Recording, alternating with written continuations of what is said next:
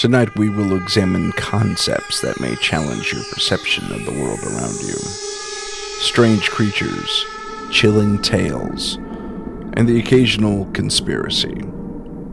Here on our show, we will attempt to provide you with paranormal insight.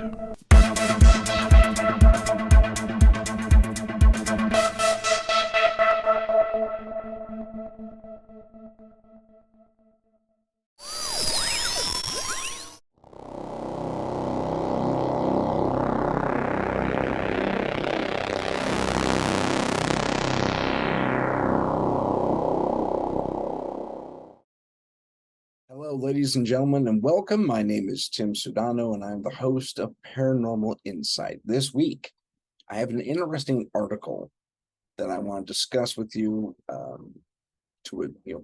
As much as one can discuss things with a pre-recorded video. But let's please give me your feedback in the comments on this video, because this is a fascinating piece of archaeology that mixes with the paranormal, I think, quite profoundly. But this is an article from Live Science written by Tom Metcalf. Archaeologists in Poland have unearthed a 400-year-old skeleton of a young child buried face down with an iron padlock on its foot, seemingly to stop it from rising from the dead. The child was buried in the 17th century in the village of Pien, near Poland's northern city of Podonsk. It seems to have been a graveyard for abandoned souls.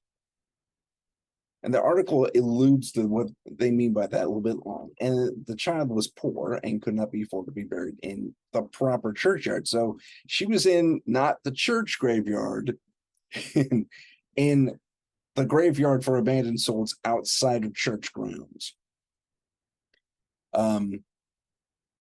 The archaeologists estimated the child was between 5 and 7 years old at death. The remains were found just a few feet away from a skeleton of a vampire woman discovered last year. She was buried at about the same time with a sickle placed over her neck and a similar padlock on the foot. Given that she didn't rise from the grave, I'm suspecting she wasn't a vampire, to say the least. According to the traditions at the time, such padlocks were intended to secure corpses in their graves. The padlock shows people were afraid of this child after its death. Derzurius Polinsky, I'm probably mispronouncing that first name, sorry, Mr. Polinsky, an archaeologist at the Northern Copernicus University in Torun, told Life Science. The third padlock was unearthed in the same graveyard, although only scattered bones were found nearby. No other child skeletons buried like this have been found at the site, and it is likely that this is the only known example of such a burial in Europe, Polinsky said.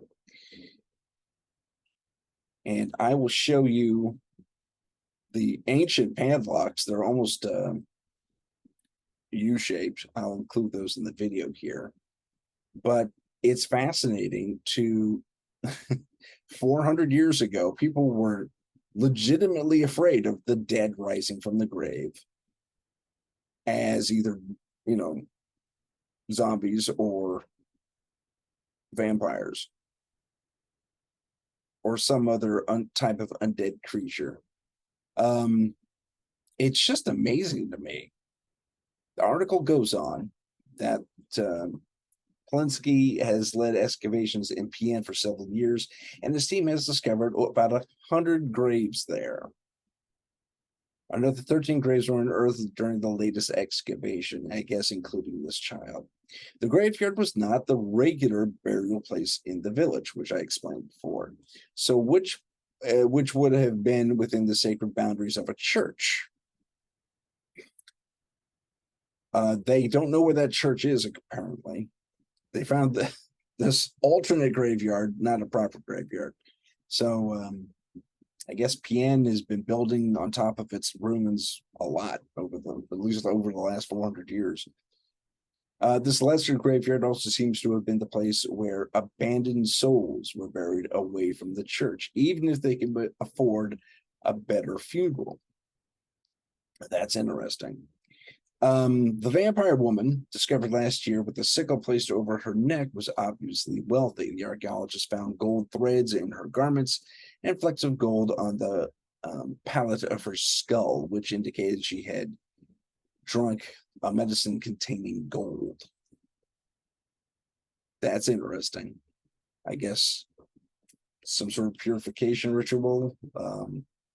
Obviously got into her system before she started bleeding the gold out through her follicles. Polinsky and her team are waiting to the results of the analysis of the DNA in the woman's bones, which could tell them more about her, but their findings suggest she was severely ill. Very interesting. Regarding the undead child, the team also hopes to analyze the DNA of the newfound remains, the kid, although it's not yet known if the child was male or female. That's interesting. I thought they swore it was a female earlier. I digress. Dead children were especially feared by the living, who supposed they might return as ghosts or vampires, I guess, and even more if the child had suffered a sudden or unusual death. Although the woman found last year and now the child have been widely labeled vampires, Polinsky said modern conception of vampires originated later. Oh, that's interesting. And the term was not used at this time. Okay, so they were still afraid enough to bury their dead with padlocks on their feet if they went out in a bad way. Whether they would come back as cursed spirits or later vampires. The idea that 400 years ago, our European ancestors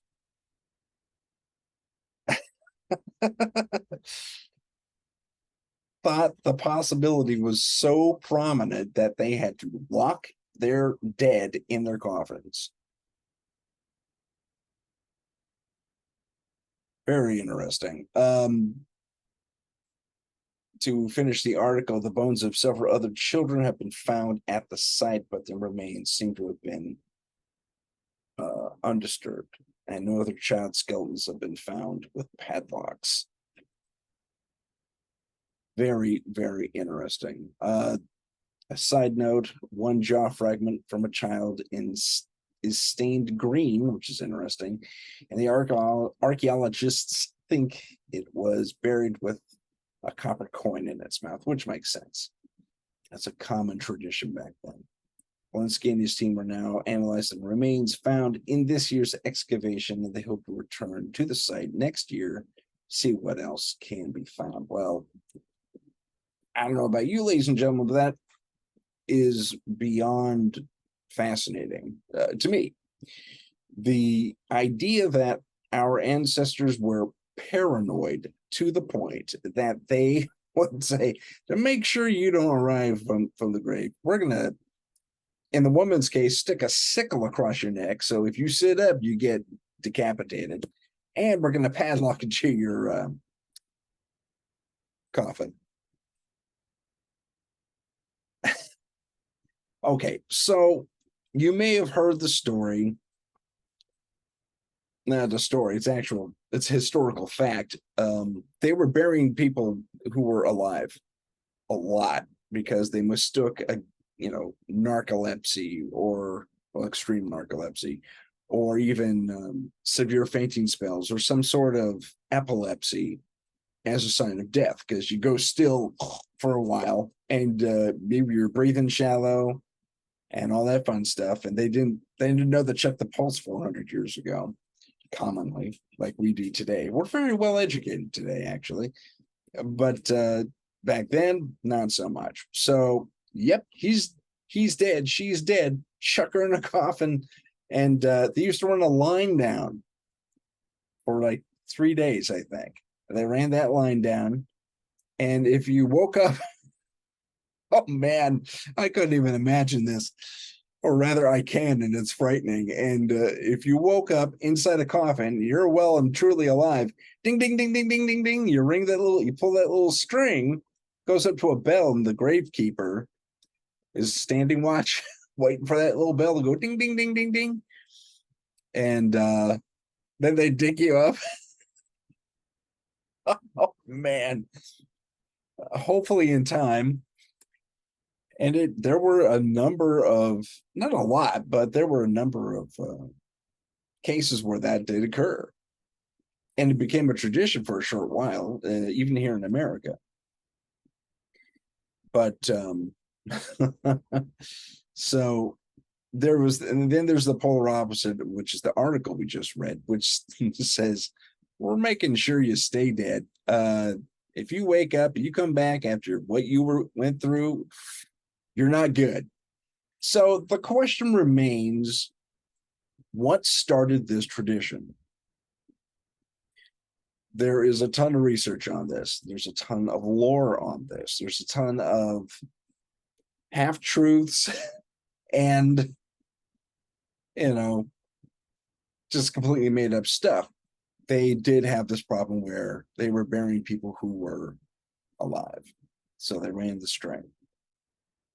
But then there were those who were definitively dead. I mean, as far as the doctors of the day could determine, but they still set up. And now, oh my gosh, she came back from the dead. He came back from the dead. Whoever. And they they kill him. Just like he said, as if they were vampires. It would be Stoker, stake to the heart type of deal. And they kill him right there. It was tragic, really. Now there was the more, I don't know, I don't want to poo-poo anyone's ideas, because we are in a world where a lot of traditions and a lot of things that are fables have always had a root in the truth. Even the more fantastical things out there. So let's take a step into a world, just for now, where, let's say, vampires exist. Okay, vampires exist. We're in that world, and we have some basics about how they come to be. Not only from Bram Stoker's writings, who actually took the traditions of the Central European people in general, and kind of hyper elevated them a lot, and that's what gave us the more modern Western vampire.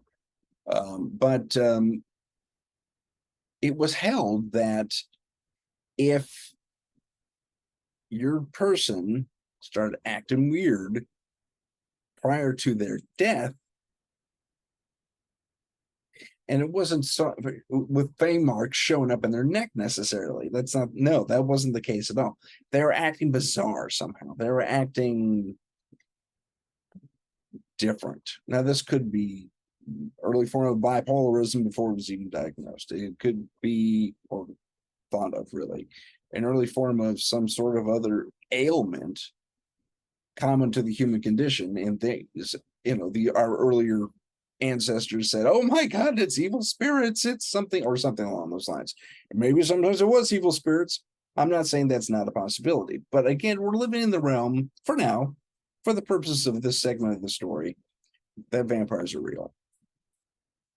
And what they would do is very similar to what they did to these poor people in Poland. They would lock them in their caskets, and they would also preemptively now drive a wooden stake through the heart. This would destroy the heart, and it would also nail down the body to the coffin. So the padlock wasn't enough. We're going to nail your heart down too. Tradition holding that the heart was the key to life, and in the living, that's certainly true. So I would, although they never really specified it in any literature I ever found, I would assume that they would think that would translate to the dead as well, or the living dead. It's like you still need a heart to live. So again, you have someone at the mortuary, for lack of a better term. They didn't really have mortuaries per se back then, but they did. It's kind of a hodgepodge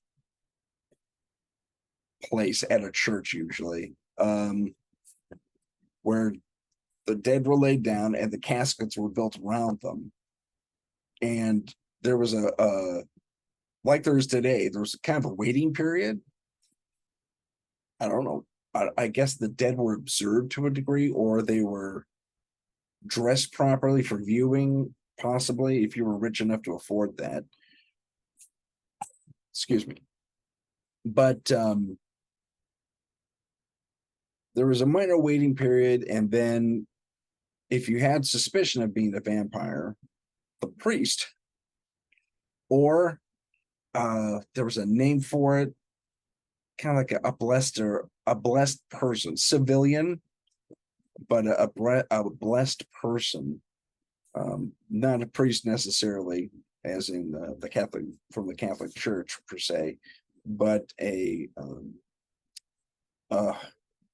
I'm sorry, the name escapes me what that is. If you know, put it in the comments. They would be the ones that would, kind of like a doctor, but not really, like a early form medicus, but in 400 years ago. But anyway, they do a final examination, and if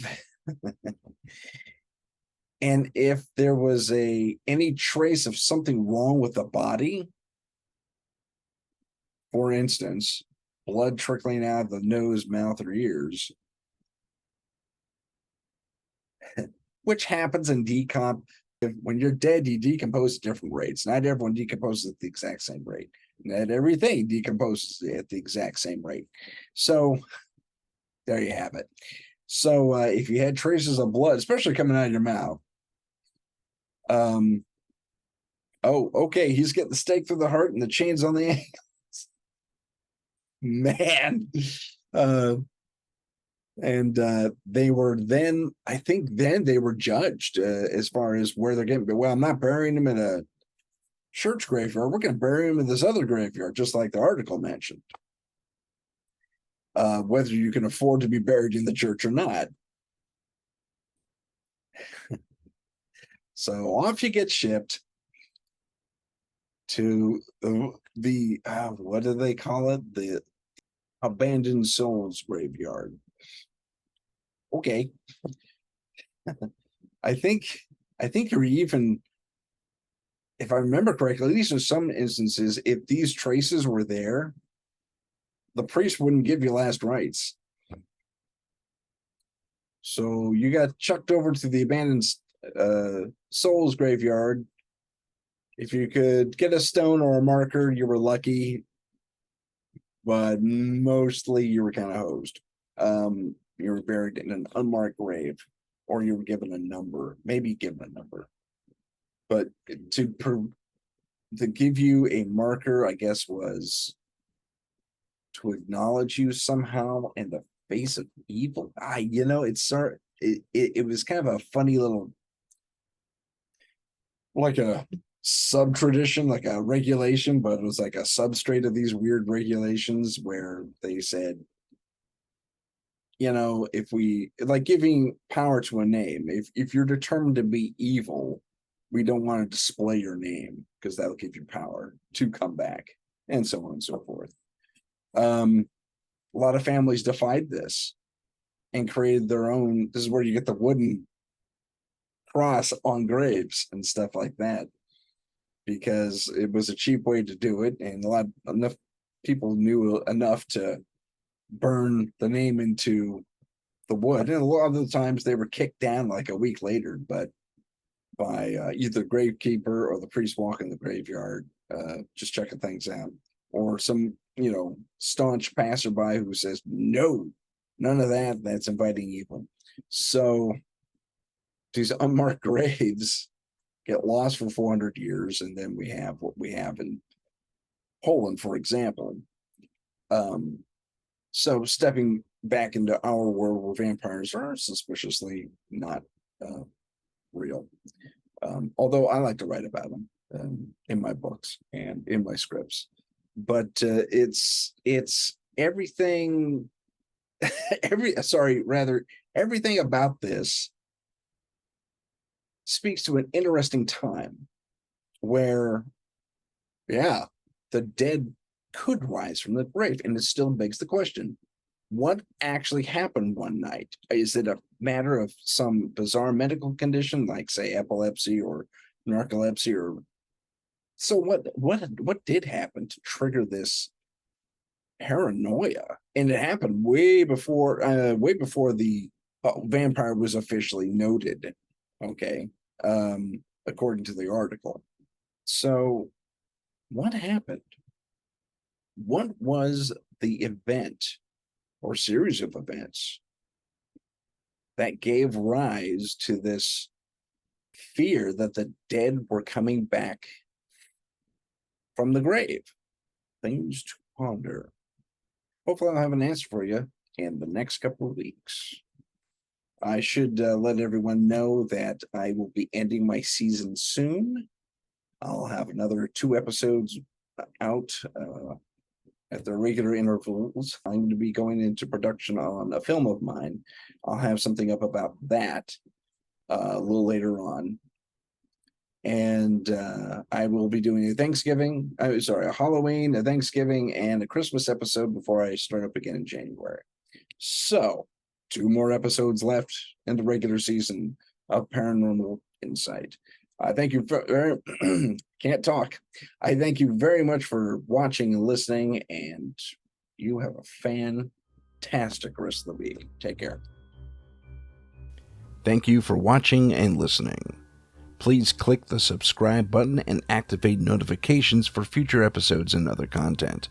If you have a paranormal experience that you would like to discuss on the show, please email us at paranormal.insight.podcast@gmail.com. That's paranormal.insight.podcast@gmail.com. Find us on Facebook and Instagram under paranormal.insight.podcast